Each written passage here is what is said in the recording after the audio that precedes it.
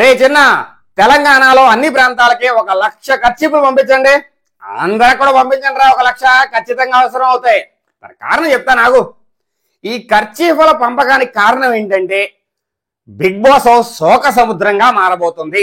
దానికి కారణం ఏంటంటే భరణి బిగ్ బాస్ హౌస్ నుంచి ఎలిమినేట్ అయిపోయినాడు. ఇప్పుడు తనుజ దివ్య పరిస్థితి ఊహించుకుంటేనే కష్టంగా ఉందయ్యా. వాళ్ళ కళ్ళమ్మట కారే నీళ్లు నిజంగానే ఒక సముద్రాన్ని తలపిస్తాయి.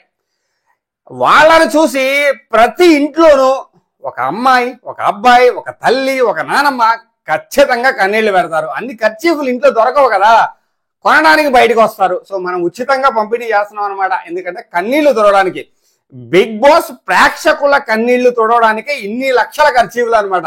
ఎందుకంటే ఏ సీజన్ లోను చూడని ఒక సన్నివేశం రేపు మనం చూడబోతున్నాము.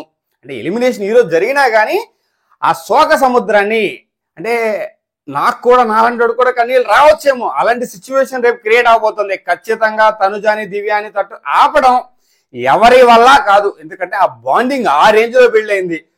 భరణి ఏడుపు అనేది ఒక పక్కన పెట్టండి, అది ఎలాగో బయటకు వస్తాడు, 2 రోజులు మర్చిపోతాడు. బట్ తనుజ దివ్య పరిస్థితి ఏంటి?